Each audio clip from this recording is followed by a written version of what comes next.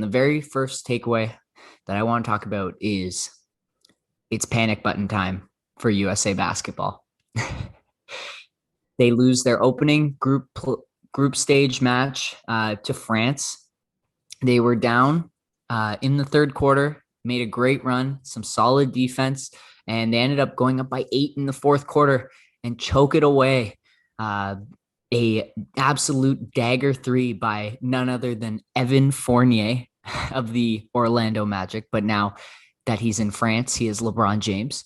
And Yabusele with a great hustle play, something you didn't see from the Americans last night, diving on the floor, saving it to an open Fournier for the three, puts France up 2, and they hold on to the lead. And it was really fascinating to watch this game with no defensive three in the key violation. Rudy Gobert just camping in the paint, welcoming all comers and really having an impact on this game.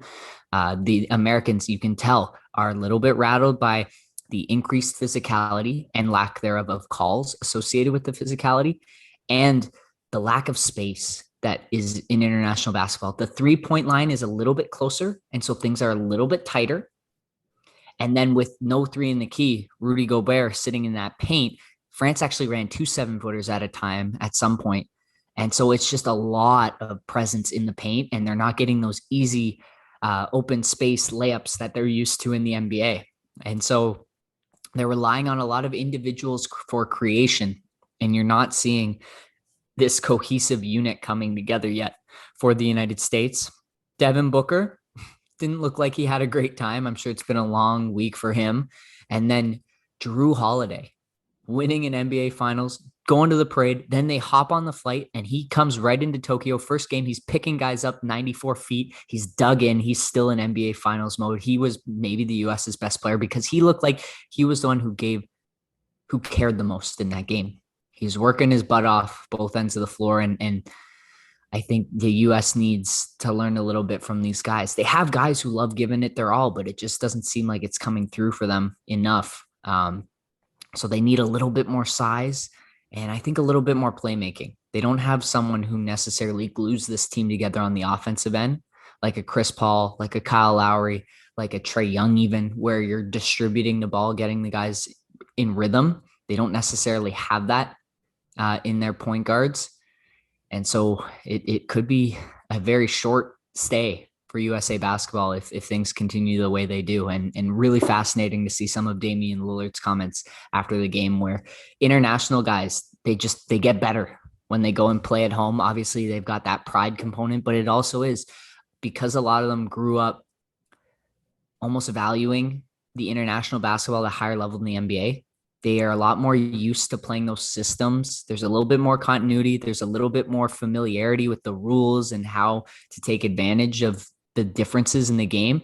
And so guys like Evan Fournier, guys like Nando Tecolo, guys like Yabusele, guys like Gobert, and Gobert is probably the biggest superstar on that team, but these French players who are bench players, end of bench players in the NBA actually have a very significant impact in the same way that some of these US stars do because of the way that they can play in their team system.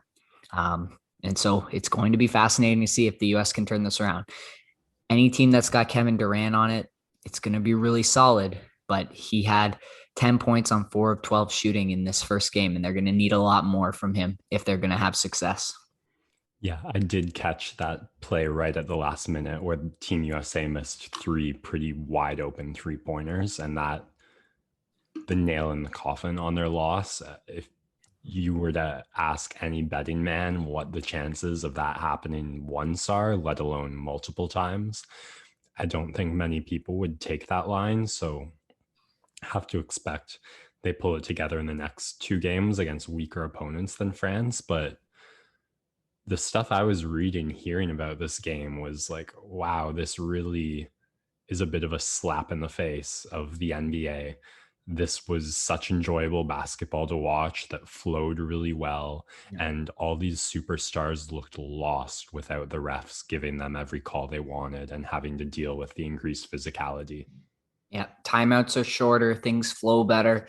And This is the first time the US has lost in actual Olympic play since 2004. Ends a 25 game straight winning streak. And they had already lost two friendlies against Nigeria and Australia. So if they haven't woken up by now, it might just be that they're not ready to play. And that could very well be what's happening. So going to be really fascinating to continue to follow this because it like so different from what we've seen in the past from the Americans. And in the end as well, you got to give some credit to these world teams.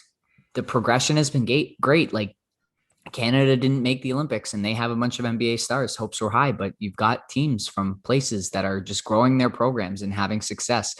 You're also seeing it with the 3-on-3 basketball, which I watched for the first time this morning. Really, really fascinating stuff. It's basically glorified pickup basketball that you'll see at all the hoops in your like backyard or in the alleyway or at local parks. Really, really cool. I actually like it because there's never stoppages. Like it just, as soon as a bucket's scored, you kick it out to the 3-point line and it clears and then you're good to go again. Really interesting. They played at 21. I think the bonus is at 6 fouls. It's really fascinating stuff. But all of the teams that are competitors in that are European Asian teams where they're committed to learning 3-on-3 because it's a little bit easier to pick up than a full 5-on-5 NBA game. But basketball is growing all around the world. And so the US got to watch out.